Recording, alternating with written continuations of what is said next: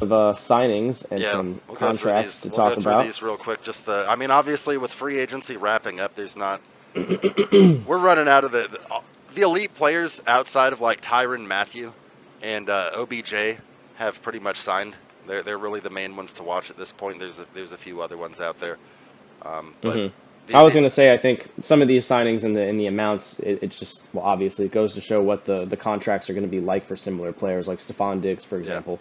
He gets the 4-year, $96 million extension. Yep. And I know Terry McLaurin is up, is going to need some kind of contract soon. Too, Debo as well. So obviously there's lots of players on other teams. We're talking about DK Metcalf and AJ Brown with the Titans as well. Okay.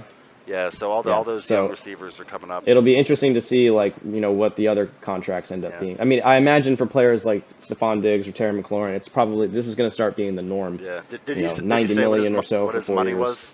$96 million. Stephon Diggs? Yeah, $96 million. Yeah. Yeah, and I mean, he had a great season. Buffalo had a great season in general. Yeah. I mean, but he's really come on with Josh Allen. So, they got rid of Cole Beasley, so he's going to be targeted probably even more, I would assume. But they also Bobby Wagner, who left the Seahawks, staying in the NFC West by signing a 5-year, $50 million deal, which basically it's an incentivized deal, which basically if he hits his incentives, he can become a free agent again after 2 seasons. But he's 31 years old, which normally you'd be like, oh, okay, well, he's an aging linebacker. But he just came off a career-high season where he had 170 tackles. So, I mean, obviously that, age 31 season not playing a factor as he continues to play at a Pro Bowl level. So the rich getting richer in the Rams, unfortunately. Yeah, Jesus. Yeah. So they got Wagner, and they add him to, like, Allen Robinson and, all the other acquisitions that they've made over time. And they're still trying to get OBJ back. So we'll see if they can sign Odell. Speaking of big money deals, Xavier Howard agreeing to a 5-year extension with the Dolphins with $50.69 million in new money, which effectively makes him the highest paid cornerback in the NFL. So coming off a really good season, he's a former second-round draft pick of the Miami Dolphins, and the Dolphins continuing to have a great offseason as they sign him. And lock him down for the next 5 years. So that's a good pickup for them. Yeah, definitely. And the former this guy was on the trade block last year with the Colts. They didn't end up trading him, but he did become a free agent and signed with the Houston Texans. Marlon Mack, the former 4th-round pick of the 2017 draft with the Colts. Kind of rose to fame in 2018 when he ran for 900 yards and 9 touchdowns. And then the following season, he had a career high just under 1,100 yards and 8 touchdowns in 14 games. It looked like he was going to be the starter for the Colts moving forward. And then in 2020, first game of the season, he goes out and tears his ACL. And, of course, as you know, that was kind of, Marlon Mack goes down, and then that's when the emergence of Jonathan Taylor started. And he's been tearing it up the last 2 years. So, Marlon Mack staying in the AFC South, going to the Houston Texans, who had one of the most god-awful running games in the NFL. I was going to say, they definitely could benefit from any running back. They had Rex Burkhead in there. He was the main guy most of the season. I don't even remember that fucking name. That's how uneventful it probably was. Geez. I mean, I never pay attention to the Texans at all. That's literally, it's one of those teams. Yeah. Like the AFC, I don't quite pay as much attention. I know as you're always shitting on the AFC South. One of these days when we actually get fans, these AFC South fans are gonna fucking come after us. Like, oh, he doesn't even watch AFC South football. Sorry, man, I don't watch Texans games. I mean, generally when football's on, really, I only usually watch like 2 games and maybe 3, because there's the Washington game, the Niner game, and then like maybe which other one you can catch in between. Yeah. That's why we have. I mean, hey, if the Texans had some good highlights to ever watch, I might know something about what's going on with them. They used to have Deshaun Watson. Yeah, back when he was on the team, it was a little more. Now they've But got. they still had a terrible last season when last time he played, right? Yeah, 4-12. Yeah, so. Got Bill O'Brien fired. Yeah, and then the Saints. Saints haven't done much, other than make moves to get under the cap this offseason, but they did re-sign defensive back P.J. Williams on a 1-year deal. He's coming off a pretty good season where he had 42 tackles, 3 picks, and 2 sacks in 16 games. So I think he was mainly the Saints nickel back, so third cornerback. So obviously, it's a good move for them to go ahead and re-sign him. And he was one of the top players still available in free agency. As we've mentioned, most of the good ones, I mean, we're free agency was, 3 weeks ago? Almost 4. And, I mean, you see how quick all the good players really got sucked up pretty quick. I mean, yeah, definitely. It's a quick process once the free agency starts. It's gotten down to a slow trickle now.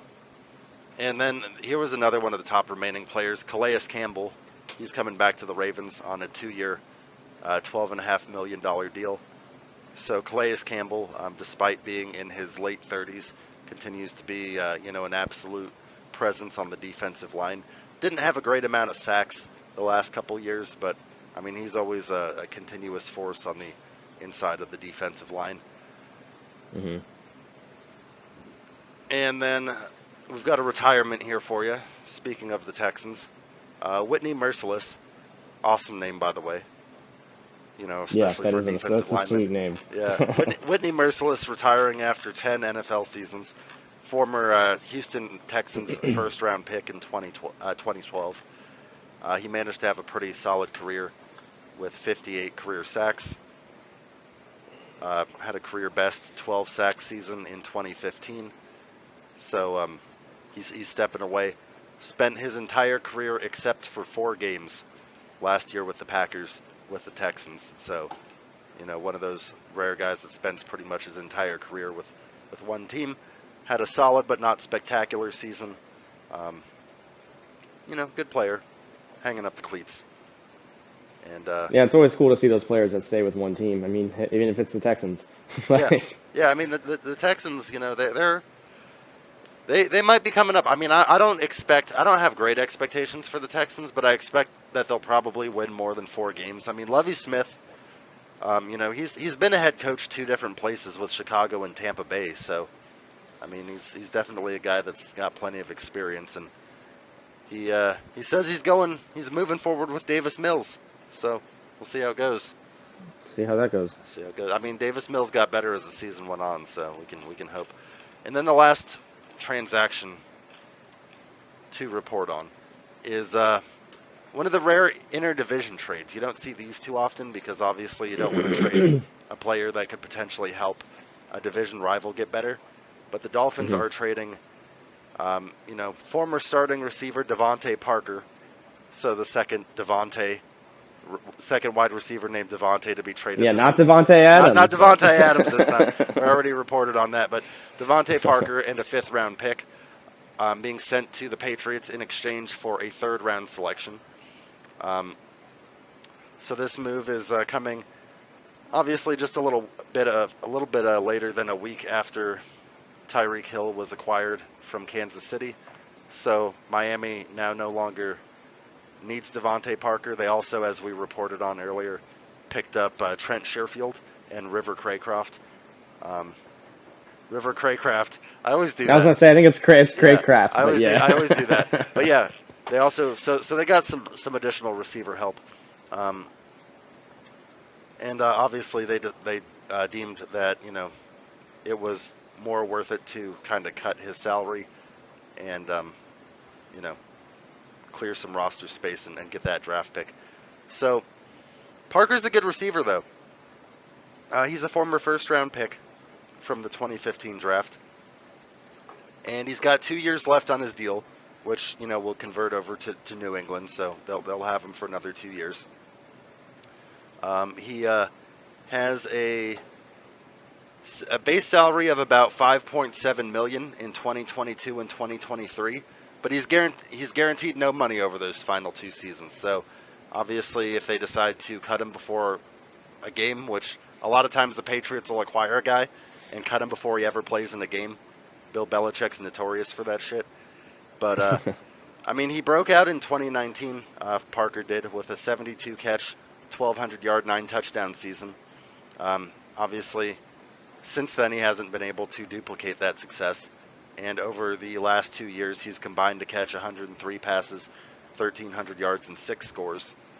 So, but you know, Miami's also picked up Jalen Waddle, and last year he was getting a lot of those targets. So he was kind of, you know, he was kind of the secondary option with that. And then obviously with Tyreek, dude was going to at best be a third receiver there. Yeah. And let's see here. Oh, Miami also got Cedric Wilson, the former Cowboys receiver. I knew they got another receiver too. So, and Patriots are going to add Parker to their receiving core, which is obviously headlined by Kendrick Bourne, former Niner, also Nelson Aguilar and Jacoby Myers. So another weapon for Mac Jones, young McCorkle Jones, getting another weapon there. So I'm sure that'll help out. And then Bill trying to remake that great Patriots team. Yeah, do it again. They pretty much got back to being pretty good after just one season. So, you know, it's kudos to them, I guess. Bill's the master genius. What's Tom say about Bill in the documentary? Has he gotten to that yet? Has he shit on Bill? I mean, I don't think you shit on him. I mean, they talk about like how he's always very critical. You know, anytime, you know, they could be, you know, 14-2 in the season, and he's still going to find some reason. Of course, Bill's going to be pissed. Bill gets no joy out of life, other than like, Bill. I feel like Bill wins a football game and he's happy for like a minute, and then he's like, ha ha ha, yay. He's like, you know, dude, we should have converted more third downs. You know, he's like, now that I think about it, he's like, we probably could have won by 20 if we would have converted, you know, more third downs. And can never please him. Yeah, exactly. If you're not already, make sure that you like and subscribe and follow us on all of the social media platforms, and check out our other video clips, like the Niners news update. And the Commander's Countdown. That's right.